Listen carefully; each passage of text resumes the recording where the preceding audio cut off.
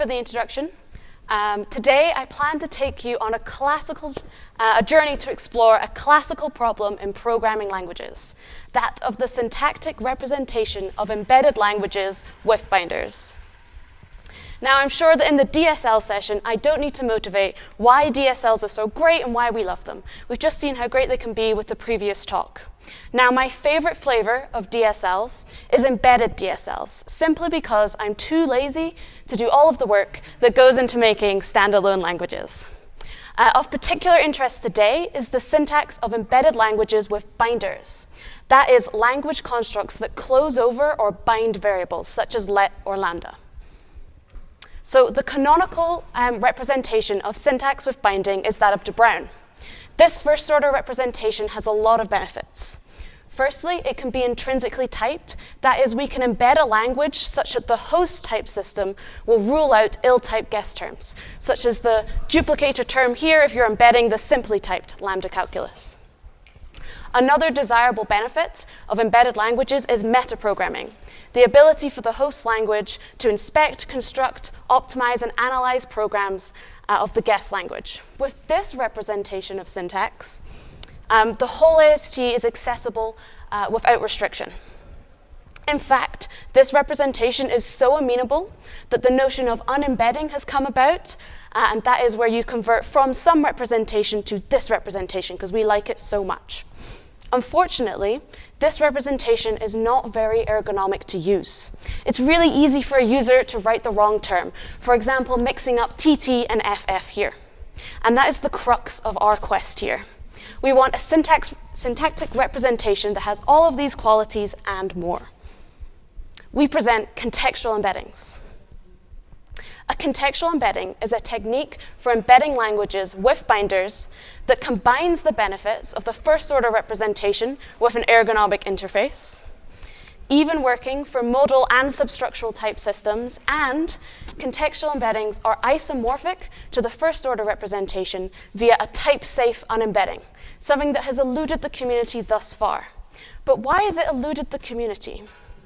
Well, we are just one part of the heroic quest for the golden binder representation, or as I like to call it, the Odyssey. Allow me to bring you up to speed. So our heroes set sail with the idea of higher order abstract syntax, or HOAS. So here is the simply typed lambda calculus represented using HOAS. So HOAS represents guess binders with host binders. Notice how lam here is taking a host function and the lack of a var constructor. This allows us to write guess terms really ergonomically, utilizing the host binding infrastructure. And this is easy for both users and implementers alike. Now our heroes are going to encounter a number of problems on their journey. The first of which is a lack of decorum. Our heroes find the need to formalize their syntax in a theorem prover. Alas, theorem provers only support strictly positive types. This means that our HOAS representation would be rejected due to the negative occurrence of HOAS highlighted here in yellow. Fear not, though. Our heroes, Desperu and Hershowitz, stepped up to save the quest. Their solution, weak HOAS, is to have a separate type for variables var. Now, where formerly there was a negative occurrence of the type we are defining, we just have a separate type, which is accepted by theorem provers. Next, our heroes were blown wildly off course. Oh no. Blown all the way to their next encounter, the seductive siren of exotic terms. An exotic term is a term of the embedded language that does not correspond to an expressible term of the guess language. For example, here, because our host Haskell supports pattern matching, we can branch based on the name of the variable, which is not something that is expressible in the simply typed lambda calculus. Luckily, Chapala marshaled the different talents of his companions, combining weak HOAS with ideas from Washburn and Weyrich, harnessing the power of parametric polymorphism to banish exotic terms, creating FOAS. The key development here is to be parametric over V. This excludes exotic terms because you cannot match on an abstract type. In fact, this combination kills two birds with one stone. Washburn and Weyrich present kata, effectively a fold, as a convenient elimination form for HOAS terms. And this is a really useful development until you want to perform operations that require more than one traversal of the syntax tree, or as I like to call them, superfold semantics, as we're going to encounter with our next challenge. So consider writing an optimization function for your embedded syntax. Optimizations require more than one traversal of syntax, because performing one operation might lead to opportunities for further optimizations. So you want to traverse the syntax tree more than once. So kata is not going to cut it here. Luckily for us, a clever choice of V with our FOAS allows us to unembed to our lovely first-order representation. So unembedding to the first-order representation grants us its amenability, allowing us to reuse existing de Bruijn optimizations to perform our optimization as desired, because it's not limited to one traversal of syntax. Alas, there are still issues. Our quest is not over. Our heroes are now stranded on the Isle of Calypso with their onboard computer lost, so they need to transmit their code for execution elsewhere. Now, unembedding allows them to remove host closures, making the code transmittable, but there's no way to convert it back at the other side. We need a way to unembed. This time, Atke et al. Saved the day by proving the first-order and higher-order representations to be isomorphic. And they used this proof to justify an implementation of this isomorphism, providing us with the desired there and back again functions. However, all current implementations of unembed rely on external justifications, like Atke's paper-long proof, to implement it using unsafe operations like the unsafe coerces shown here. And that's where our hero's journey ends, stranded with this unsatisfying reliance on external justifications. 17 years have now passed. And this is where I come in. Our ICFP'23 paper, Embedding by Unembedding, realizes the full potential of unembedding, showing it to be invaluable when defining languages with interesting semantics, such as those in the bidirectional or incremental domains. But it still relies on those external proofs. And that brings us up to right now, with me telling you this story and the elusive type-safe unembedding still at large. Now, host languages have developed and become a lot more powerful in the past 17 years.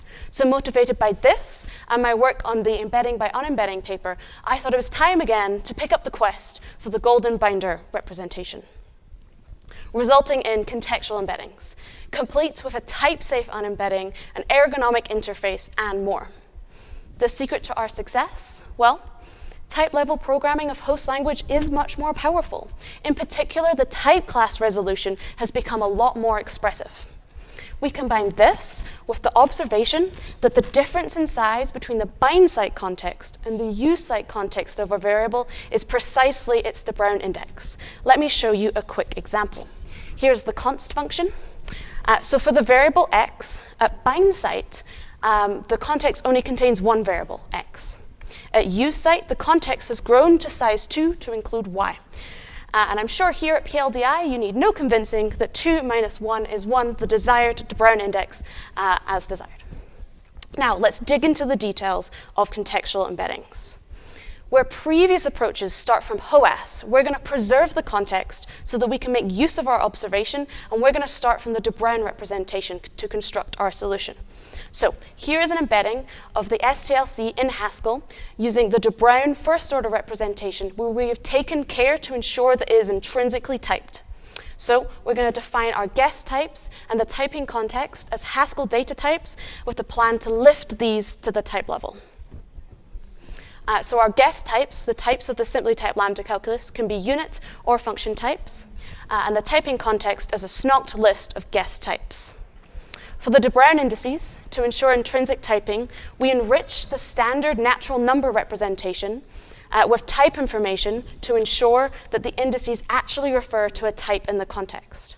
These enriched de Bruijn indices are parameterized by the typing context and the type of interest. Top indicates that the type we are referring to, T, is at the top of the context. And pop indicates that the type we're referring to is deeper. So T prime is not who we are looking for here, so we're going to pop them off and continue looking for T inside T's. These pieces come together to define our syntax. Guess terms are also parameterized by typing context and their guess type. Variables use the Bruijn index. Lambda abstracts over a body term in an extended context, t's snock t1, to introduce a function of type t1 to t2. An application is about what you would expect. Starting from this Bruijn representation, we change lambda to use a host function, because this is great for ergonomics. Of course, as we learned on the Odyssey, this introduces an exotic term, because now you can match on the index. To fix this, we replace the index type with a truncated index type called proxy top, which is just the index type with only the top constructor. Because there's only one constructor, there's nothing to branch on, preventing exotic terms. It's useful to think of the value of type proxy top as a capability, a piece of data that gives us access to the most recently bound variable of type t. But how do you access previously bound variables? To access all previously bound variables, and not just the most recent, we introduce a type, reify index e.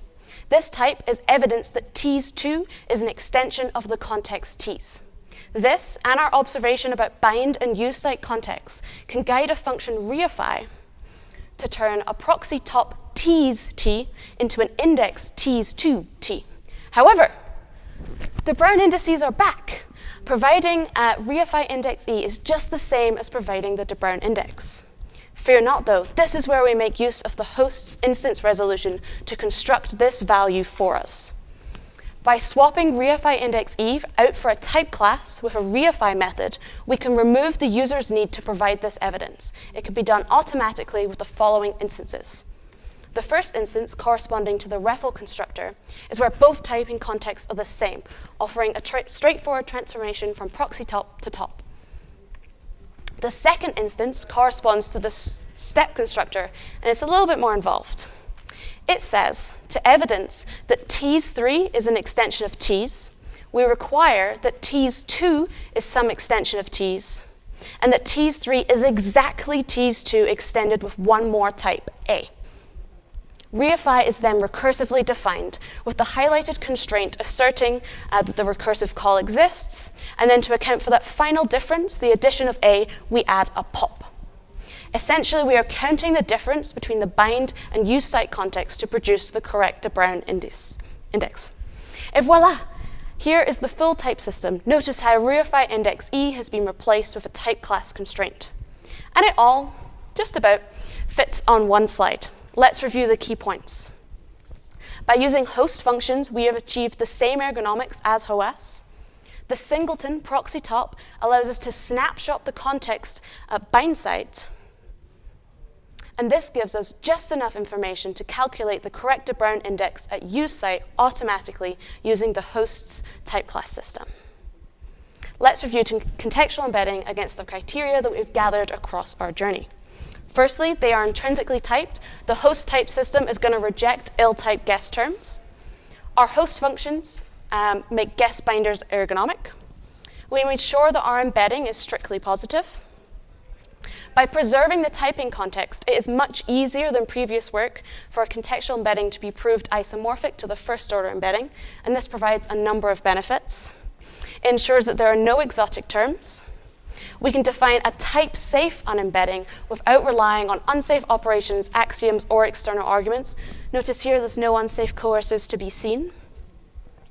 We also have an inverse to unembedding, contextualize. And we support superfold semantics, so you can unembed, operate on the amenable first-order representation, and convert back using contextualize. Finally, because our technique for managing binders is agnostic to the type setting, it can be used to embed languages with modal and substructural type systems, even if the host does not have such a type system. Please see our paper for example embeddings of the Fitch-style modal lambda calculus and the linear lambda calculus. Yay! Oh, that's not the end.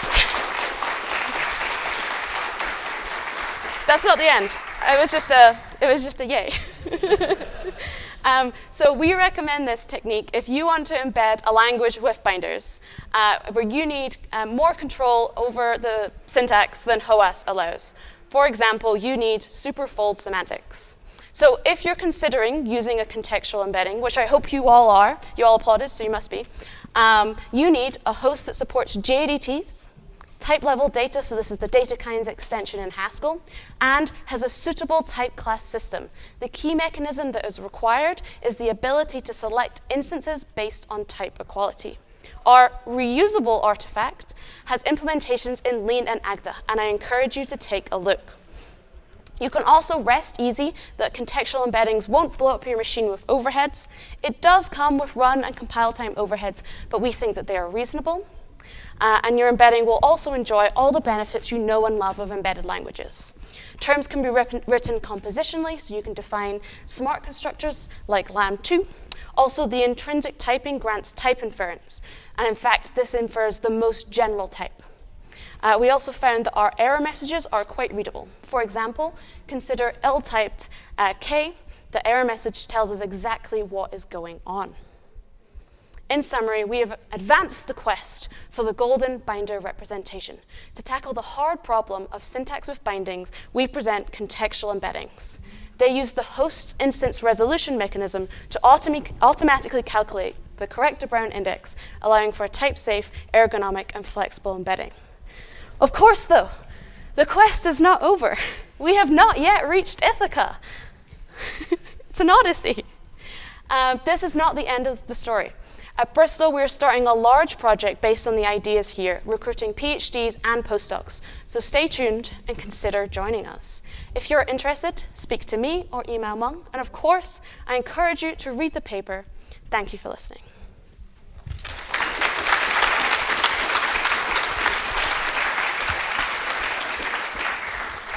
Thank you for the talk. And we have 3 minutes for Q&A.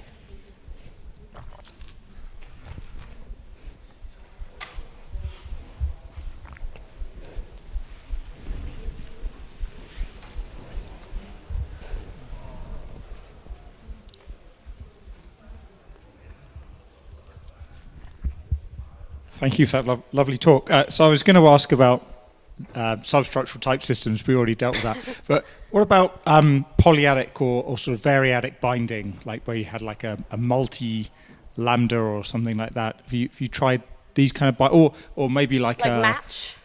Match on match, pairs? Yeah, so match is fine as well. Yeah. The proxy top just extends the context twice. Okay, so you can just kind of use it twice, basically. Yep. In our artifact, we have examples of match. Nice. Yeah. Cool. Great.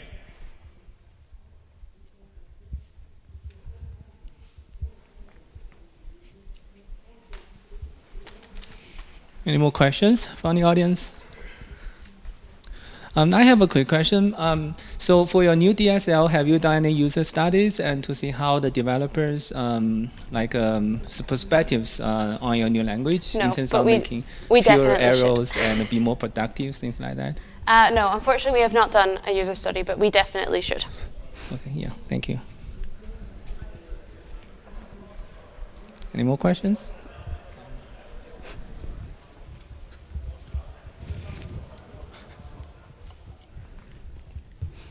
Awesome talk.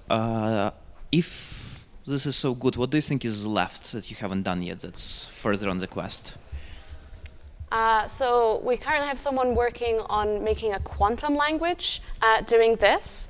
And we have someone else benchmarking this against the Popplemark challenge. So that's a nice way of evaluating how things work with binders. So we're going to use that to inform future directions. So results incoming. All right, let's thank our speaker again.